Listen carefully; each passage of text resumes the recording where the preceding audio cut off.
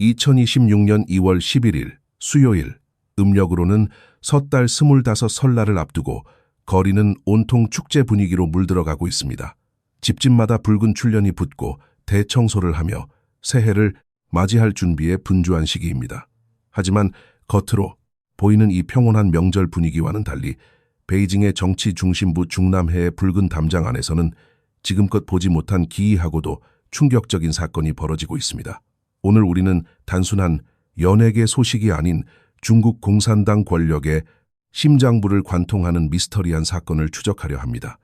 바로 수년 전 비밀리에 처형되었다거나 감옥에서 비참한 최후를 맞이했다고 알려졌던 인물, 한때 군중의 요하로 불리며 권력의 정점에서 노래하던 가수 탕찬이 2026년 봄 축제 무대에 다시 등장했다는 믿기 힘든 소식입니다. 처음 이 소식이 전해졌을 때 많은 사람들은 그저 헛소문이나 술에 취한 몽상가들의 헛소리로 치부했습니다. 중국 중앙방송 CCTV의 춘원 무대는 당의 얼굴이자 정치적 풍향계로서 철저한 검열과 통제하에 움직이는 곳입니다. 특히 현재의 퍼스트레이디인 펑리 위안 여사가 문화예술계를 철권으로 통제하며 과거에 부패하고 문란했던 흔적들을 지우기 위해 혈안이 되어 있는 상황에서 공공의 정부라는 오명을 쓰고 숙청되었던 탕찬이 구경, 방송에 나온다는 것은 상상조차 할 수 없는 일이기 때문입니다. 하지만 진실을 파고들어 보면 상황은 더욱 기묘하게 전개됩니다. 탕찬이 등장한 곳은 CCTV가 아닌 아시아 텔레비전이라는 방송사의 춘절 특집 프로그램인 천남지북 대련환이었습니다. 홍콩의 그 유명했던 아시아 텔레비전은 이미 오래전 역사의 뒤안길로 사라졌고 지금의 이 방송사는 베이징과 선전에 근거지를 둔 사실상 이름만 빌려온 외곽 선전기구에 불과합니다.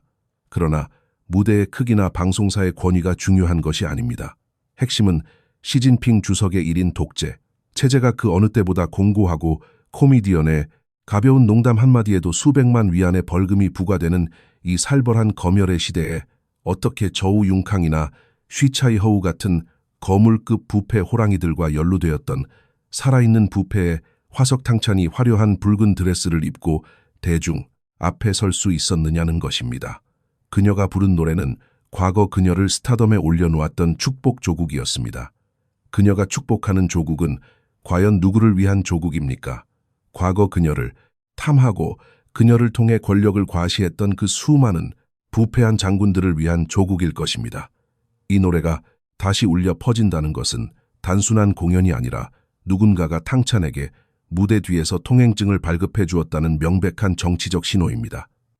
펑리 위안 여사가 군대 내 문예 공작단을 대대적으로 숙청하며 자신의 과거와 연관된 인물들을 무대에서 끌어내리려는 이 시점에 누가 감히 펑 여사가 가장 혐오하는 상징적 인물을 조명 아래로 다시 불러들였을까요?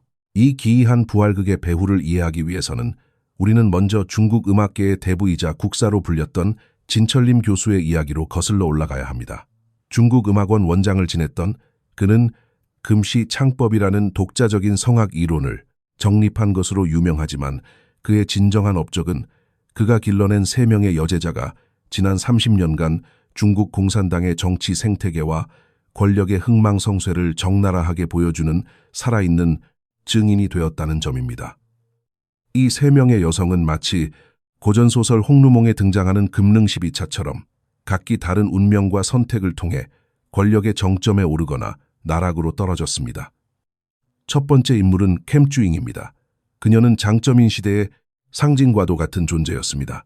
1990년 춘환 무대에서 그녀가 부른 소베루는 당시 객석에 앉아있던 최고 권력자의 마음을 단번에 사로잡았고 이후 그녀는 해군 정치부 문공단 단장이라는 직함을 달고 군 내부에서 사실상 태상황의 대리인처럼 군림했습니다. 매년 춘환은 그녀를 위한 동무대였고 그녀의 전성기는 곧 중국의 권력 자본주의가 야만적으로 성장하며 부패가 만연했던 시기와 일치합니다. 하지만 장쩌민 시대가 저물고 새로운 권력이 등장하자 험주잉은 조용히 역사 속으로 퇴장하는 길을 택했습니다. 그녀는 권력의 무상함을 일찍이 깨닫고 화려했던 과거를 뒤로 한 채 은인자중하며 목숨과 재산을 보전하는 영리한 선택을 한 전 왕조의 귀비와도 같았습니다. 두 번째 인물은 바로 현재 중국의 국모로 추앙받는 펑리위안입니다. 벤쭈잉이나 탕찬과 마찬가지로 진철림의 제자였지만 그녀는 본질적으로 다른 길을 걸었습니다. 진철림 교수는 2013년 시진핑 주석이 집권했을 당시 자신의 제자 펑리위안에 대해 매우 의미심장한 평가를 남겼습니다. 그녀는 똑똑하고 말을 엄격하게 하며 절대로 윗사람에게 대들지 않는다라고 했습니다. 이 말 속에는 그녀의 무서운 정치적 본능이 숨겨져 있습니다. 예술계라는 곳이 본래 개성이 강하고 자의식이 넘치는 곳임에도 불구하고 펑리위안은 스승이나 권위자 앞에서는 철저하게 자신을 낮추고 순종하는 처세술을 본능적으로 체득하고 있었던 것입니다. 그녀는 감정적으로 행동하거나 스타의식을 내세우는 보통의 연예인과는 달랐습니다. 이러한 냉철한 이성과 계산된 겸손함은 그녀가 남편을 선택하는 과정에서도 그대로 드러났습니다. 1980년대 말 그녀가 당시 푸젠성 샤먼시 부시장으로 재직 중이던 시진핑과 결혼했을 때 많은 사람들은 의아해했습니다. 비록 시진핑이 혁명 원로의 자제인 태자당 출신이라 해도 당시 그의 정치적 입지는 미미했고 성격 또한 무뚝뚝해 보였기 때문입니다. 하지만 펑리위안은 겉으로 보이는 투박함 속에 숨겨진 야망과 잠재력을 꿰뚫어 보았습니다. 그녀와 시진핑은 문화 대혁명이라는 거대한 폭력 속에서 가문이 몰락하는 고초를 겪었다는 공통점이 있었고 살아남기 위해 자신을 숨기고 힘있는 자들에게 머리를 숙이는 생존의 기술을 공유하고 있었습니다. 권력이 없을 때는 극도로 인내하고 위장하며 때를 기다리지만 일단 권력을 손에 쥐면 그동안 당했던 수모를 갚기 위해 무자비하게 정적을 제거하는 잔혹한 본성이 두 사람의 내면 깊은 곳에 자리 잡고 있었던 것입니다. 학창시절 연습실을 차지하기 위해 동료와 주먹다짐을 불사했던 펑리위안의 독한 기질은 권력의 정점에 오른 뒤 군대 문예 공작단을 향한 대대적인 숙청 작업으로 이어졌습니다. 그녀는 자신이 가수 출신이라는 꼬리표를 떼어내고 군대의 도덕적 수호신으로 거듭나기 위해 과거의 동료들을 가차없이 내치며 자신만의 제국을 건설해 나갔습니다. 이러한 펑리위안의 행보는 단순한 권력 과시가 아니라 자신의 출신 성분에 대한 뿌리 깊은 콤플렉스와 이를 극복하려는 뒤틀린 욕망의 발현이기도 합니다. 그리고 마지막 세 번째 인물이 바로 오늘 우리가 주목해야 할 탕찬입니다. 탕찬은 앞선 두 사람과는 전혀 다른 방식으로 권력의 틈새를 파고들었습니다.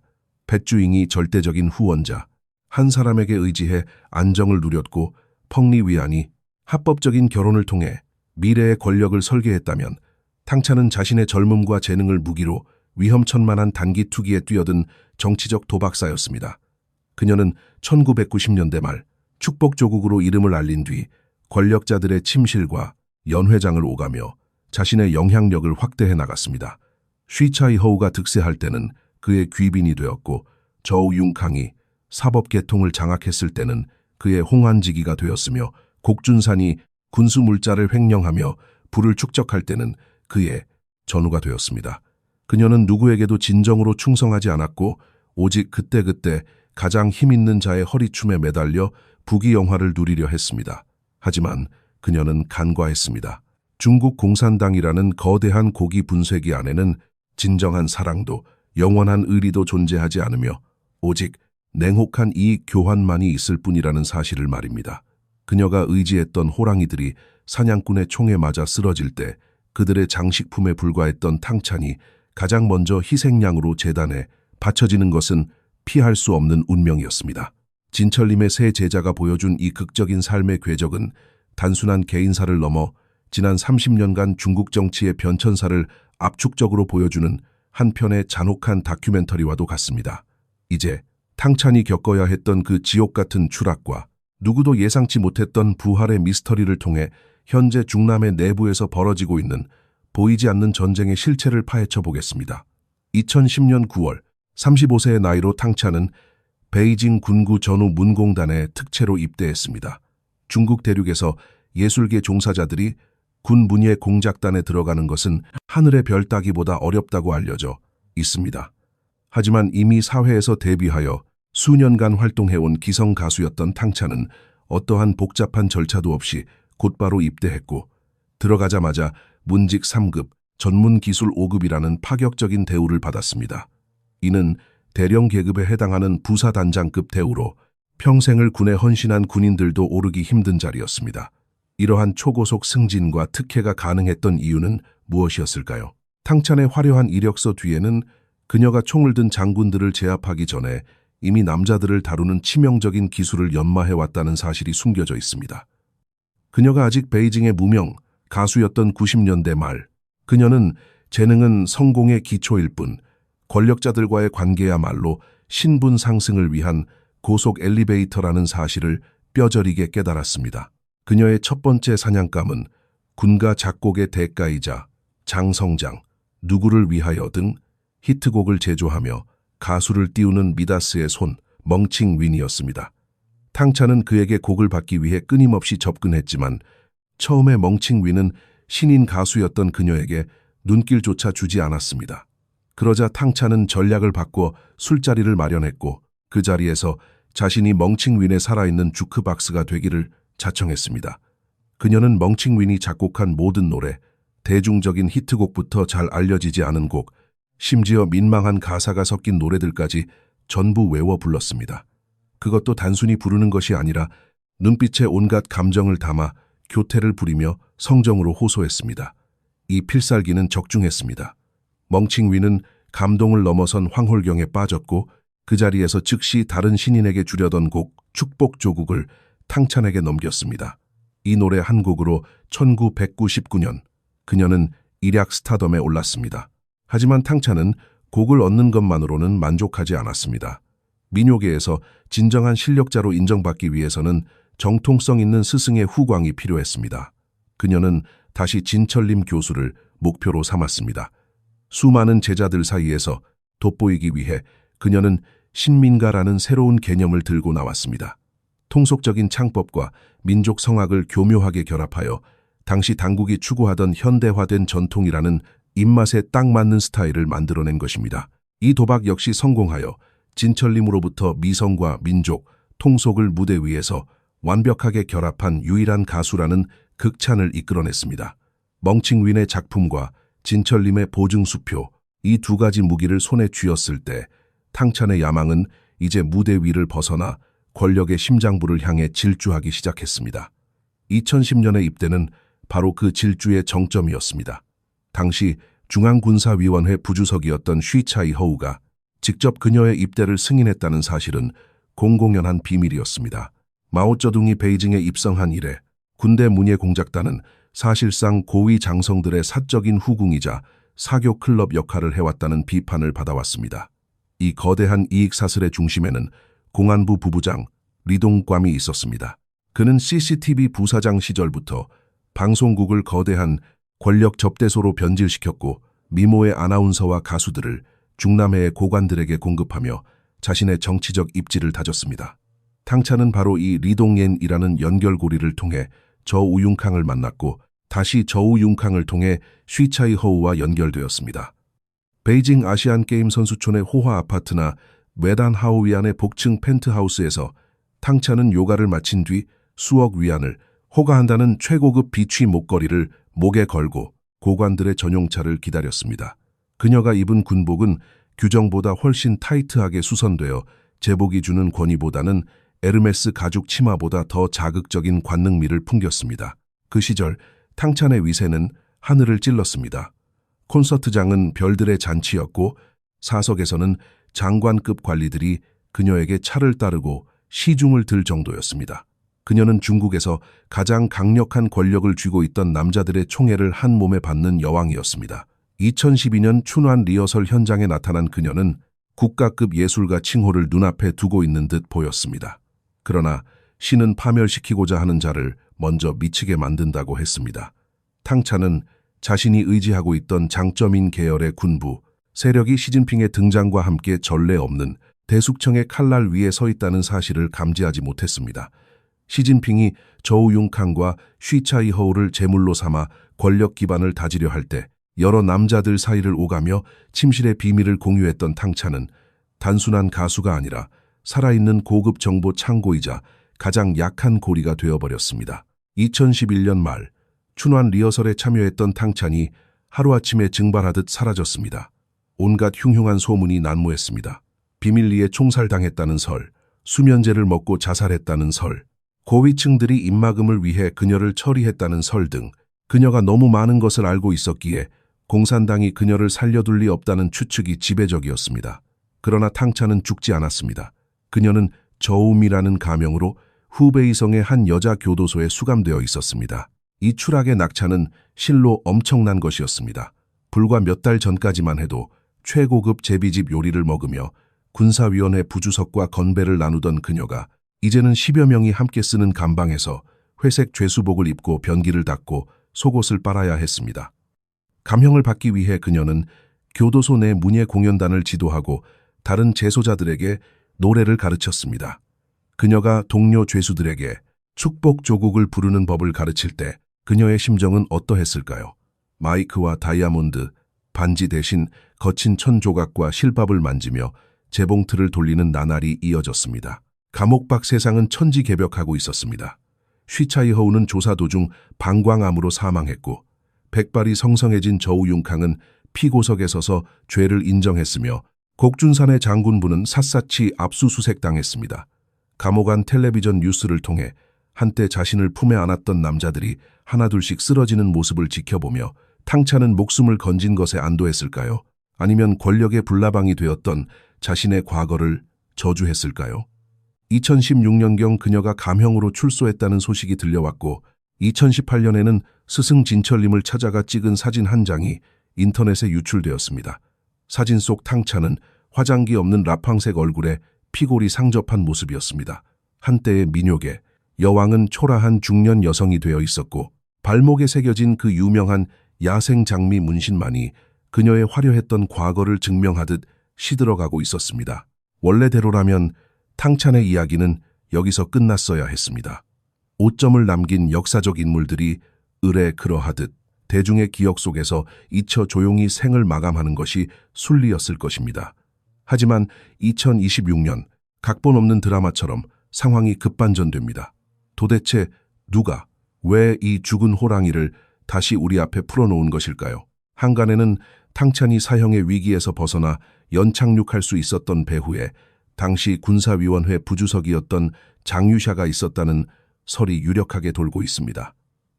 우리는 이러한 정치적 루머를 맹신해서는 안 되지만 중국과 같은 블랙박스 정치 시스템 안에서는 소문이 종종 시대를 앞서가는 예언이 되기도 합니다. 왜 하필 장유샤였을까요? 시진핑 주석의 일존 체제 확립과 펑리 위안 여사의 문공단 정화 작업이 맞물려 돌아가던 당시 군 내부의 구세력들은 극도의 불안감을 느끼고 있었습니다. 그들에게 탕차는 단순한 가수가 아니었습니다. 그녀는 자신들의 치부와 비밀 거래 내역을 모두 알고 있는 걸어 다니는 기밀 문서이자 언제 터질지 모르는 시한폭탄이었습니다. 2018년 출소 당시 해외 언론은 그녀가 비록 자유의 몸이 되었지만 출국 금지 명령을 받았다고 보도했습니다. 그 이유는 그녀가 국가 기밀을 다량 보유하고 있다는 것이었습니다. 한낱 가수가 국가 기밀이라니요? 그것은 다름 아닌 중남해와 군위원회 안방에서 벌어진 은밀한 사생활과 매관매직의 증거들이었습니다. 그녀가 너무 많이 알고 있었기에 역설적으로 그녀는 죽을 수도 떠날 수도 없었던 것입니다. 혁명 원로의 아들, 즉 홍위대의 대표주자였던 장유샤가 탕찬을 보호한 것은 단순히 예정에 이끌려서가 아니었습니다. 그것은 흔들리는 군부, 내 자신의 세력을 다독이기 위한 고도의 정치적 제스처였습니다. 탕찬이 살아있고 심지어 노래까지 부를 수 있다는 것은 과거의 동지들에게 내가 건재하니 안심하라. 지난날의 과오가 완전히 청산되지는 않을 것이다. 라는 무언의 메시지를 보내는 것과 같았습니다. 이는 펑리 위안이 주도하는 청랑, 맑고 깨끗함, 운동에 맞서 장유샤가 이리와 관용을 내세우며 펑 여사와 대립각을 세우고 있음을 보여주는 증거였습니다. 이것은 한 여가수의 처우 문제를 넘어 군 인사권을 둘러싼 중남의 홍벽안 두 거대 세력, 즉 후군과 군부 사이에 보이지 않는 암투가 시작되었음을 알리는 서막이었습니다. 그 보이지 않는 전쟁은 2025년에 들어서며 더욱 노골적인 양상을 띠기 시작했습니다. 장유샤가 군 내부의 반대파를 숙청하고 권력을 공고히 했다고 믿었던 그해 1월, 그는 대담하게도 정치적 실험을 감행했습니다. 바로 탕찬을 대중 앞에 다시 세우는 것이었습니다.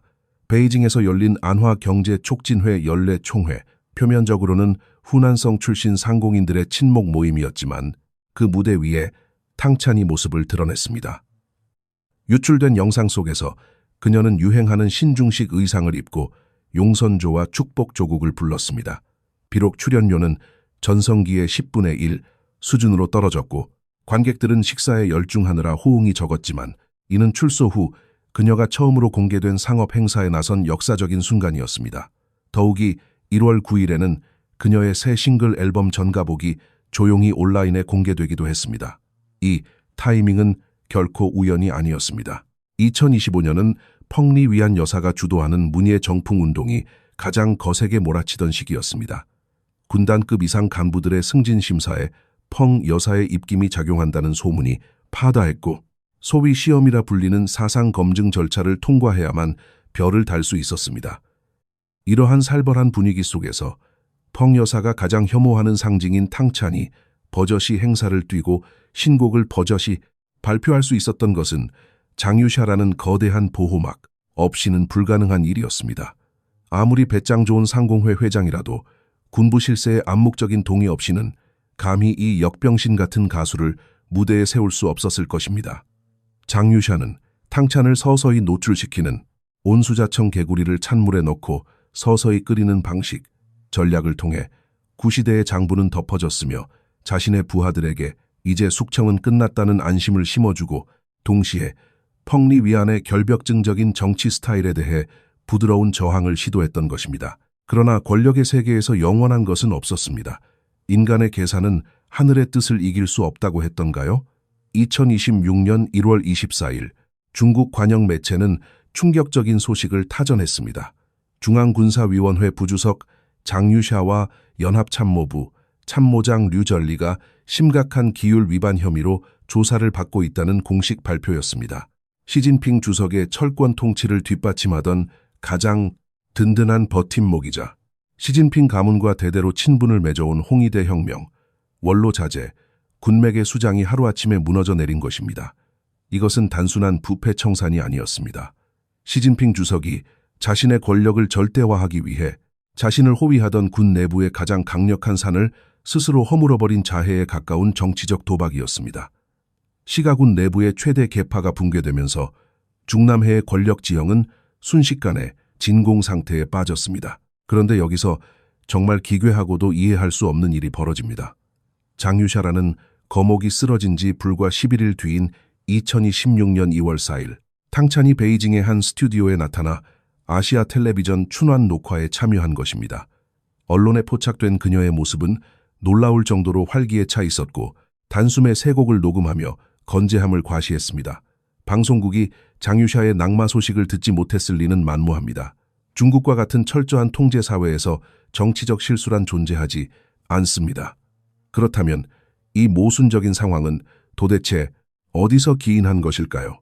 우리는 흔히 권력이 바뀌면 세상이 즉시 변할 것이라 생각하지만 거대한 관료제와 이권 카르텔은 그렇게 쉽게 멈추지 않습니다. 이른바 권력의 관성입니다. 장유샤와 류전리는 감옥에 갇혔지만 선전기관과 공안당국 그리고 검열을 담당하는 하위 관리들은 이 뜨거운 감자인 탕찬을 어떻게 처리해야 할지 몰라 우왕좌왕하고 있었습니다. 누구도 감히 그녀의 출연을 막으라고 지시하지 못했고 혹은 지시가 내려오기 전에 이미 녹화가 진행되어 버린 것일 수도 있습니다. 더 깊이 들여다보면 아시아 텔레비전이라는 플랫폼의 정체가 의심스럽습니다. 홍콩의 명맥을 잇는다는 간판을 걸고 있지만 실상은 베이징과 선전에 등록된 퇴역 장성들이 만든 제3의 기업이나 자금 세탁용 위장 계열사들이 자금을 대고 있는 일종의 초태반자 임시로 급조된 무대일 가능성이 높습니다. 장유샤는 제거되었지만 그가 구축해놓은 방대한 이익 집법 집단과 자금줄은 아직 완전히 끊어지지 않았습니다. 무엇보다 시진핑 주석의 이번 숙청 작전이 당 내부의 조직 원칙을 무시한 채 특무기관을 동원한 기습적인 방식으로 이루어졌기 때문에 군 내부와 당정 시스템 전체가 극심한 혼란에 빠져 있었습니다. 중앙기율검사위원회조차 이러한 비정상적인 체포작전에 불만을 품고 있었고 전인대에서도 절차적 문제를 제기하며 조직적인 저항의 기류가 감지되고 있었습니다.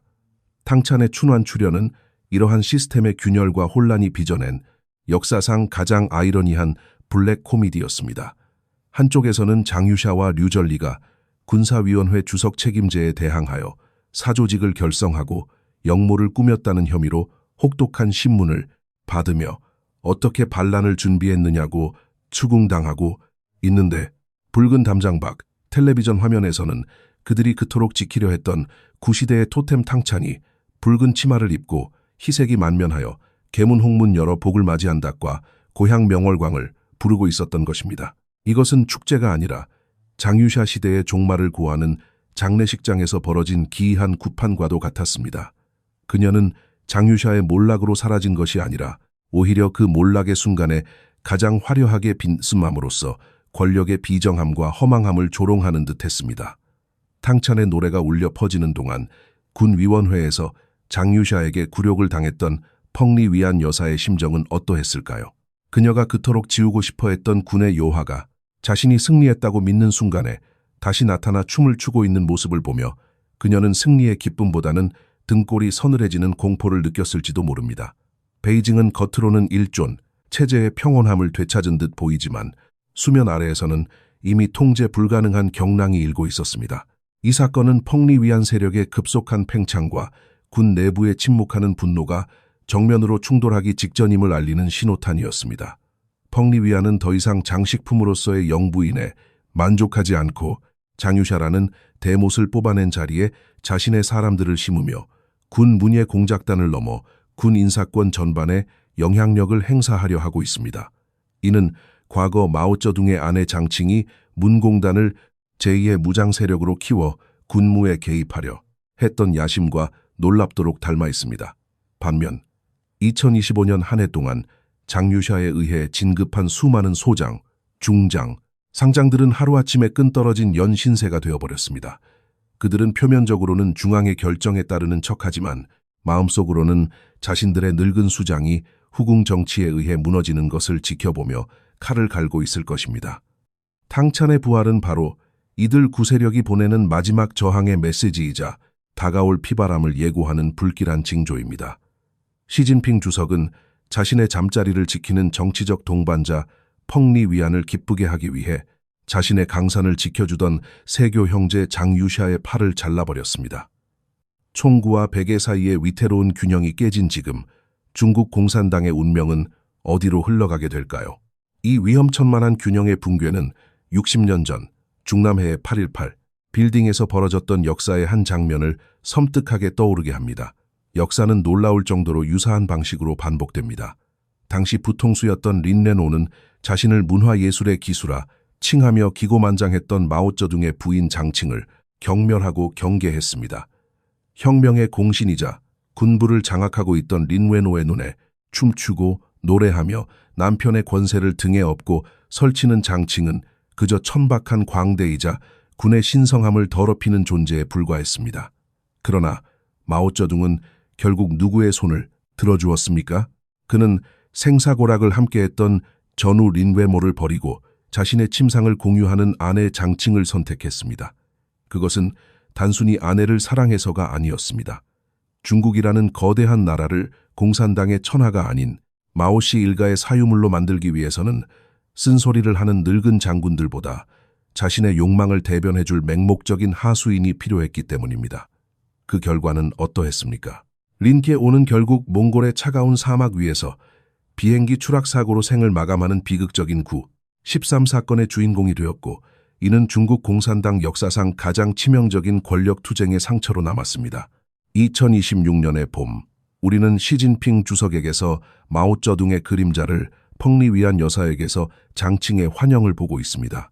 시진핑 주석이 자신의 가장 강력한 호위무사이자 세교 형제였던 장유샤를 숙청하고 그 자리에 부인의 영향력을 채워 넣은 것은 제2의 9.13 사건을 예고하는 서곡과도 같습니다. 펑리 위안은 이제 단순한 영부인이 아닙니다.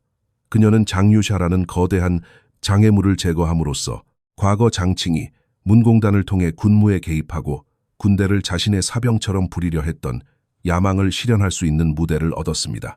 그녀가 주도한 대숙청은 표면적으로는 군의 부패를 척결하고 기강을 바로잡는다는 명분을 내세우고 있지만 실상은 시진핑 일가에 대한 절대 충성파로 군 지휘부를 물갈이하려는 친위, 쿠데타나 다름없습니다. 그러나 과연 그 칼날이 그녀를 지켜줄 수 있을까요? 탕찬의 부활은 이 거대한 권력 이동의 틈바구니에서 피어난 기형적인 꽃입니다. 그녀가 부르는 노래는 겉으로는 축복과 화합을 이야기하지만 그 이면에는 장유샤를 따르던 구세력들의 서슬, 퍼런 살기가 숨겨져 있습니다. 장유샤와 류전리는 감옥에 갇혔지만 그들이 남긴 정치적 유산과 그들에 의해 진급하고 권력을 맛본 수많은 장군들은 여전히 군대 곳곳에 포진해 있습니다. 그들은 펑리위안이라는 비전문가가 군의 인사권과 명예를 난도질하는 것을 지켜보며 침묵하고 있지만 그 침묵은 복종이 아니라 때를 기다리는 인내일 수 있습니다. 탕찬이 텔레비전 화면 속에서 붉은 드레스를 입고 웃고 있을 때 그녀의 모습은 마치 피로 물든 제단 위에서 춤추는 무당처럼 보입니다. 그녀는 자신이 장유샤 시대의 종말을 알리는 전령사가 되었다고 생각할지 모르지만 사실 그녀는 다가올 더 큰 피바람을 예고하는 미끼이자 도화선일 뿐입니다. 중국 공산당의 권력 투쟁사는 언제나 토사구팽과 배신으로 점철되어 왔습니다. 어제의 동지가 오늘의 적이 되고 오늘의 충신이 내일의 역적이 되는 이 비정한 게임에서 영원한 승자는 없습니다. 펑리위안 여사는 자신이 승리했다고 믿으며 승리의 축배를 들고 있을지 모릅니다. 탕찬을 다시 무대에 세운 세력들이 자신의 발 아래 굴복했다고 착각할 수도 있습니다. 하지만 탕찬의 노래가 끝난 뒤 찾아올 정적은 환호가 아닌 공포일 것입니다. 장유샤를 제거함으로써 시진핑 주석은 자신의 권력을 강화한 것이 아니라 오히려 자신을 지탱하던 가장 튼튼한 기둥을 스스로 찍어내어 체제의 붕괴를 가속화시켰기 때문입니다. 총군은 언제든 주인을 바꿀 수 있으며 억눌린 군심은 언제든 폭발할 수 있습니다. 장유샤의 몰락이 가져올 파장은 단순히 한 장군의 퇴장에 그치지 않을 것입니다. 그것은 시진핑 1인 독재 체제의 가장 깊은 균열을 드러낸 사건이며 홍색 왕조가 그토록 두려워하는 내부 붕괴의 시작점일지도 모릅니다. 오늘 2026년의 춘절, 겉으로는 화려한 폭죽이 터지고 사람들은 새해 인사를 나누지만 중남해의 공기는 그 어느 때보다 차갑고 무겁습니다. 탕찬이라는 한 여가수의 기묘한 복귀 소동은 우리에게 화려한 무대, 뒤에 숨겨진 추악한 권력의 민낯을 보여주었습니다. 그녀는 노래했습니다. 고향의 달빛을, 계문홍을. 그러나 그 노래는 인민을 위한 것이 아니었습니다. 그것은 썩어 문드러진 권력의 시체 위에서 부르는 장송곡이었습니다. 우리는 이 화려한 쇼에 현혹되어서는 안 됩니다. 무대 뒤에서 누가 칼을 갈고 있는지, 누가 독배를 들고 있는지 똑바로 지켜보아야 합니다. 장유샤가 남긴 장가구는 어떻게 움직일 것인가? 펑리위안의 폭주는 어디까지 계속될 것인가? 그리고 시진핑 주석은 과연 이 위태로운 줄타기에서 살아남을 수 있을 것인가? 이 모든 의문을 풀기 위해서는 우리는 더 깊은 역사의 심연을 들여다보아야 합니다.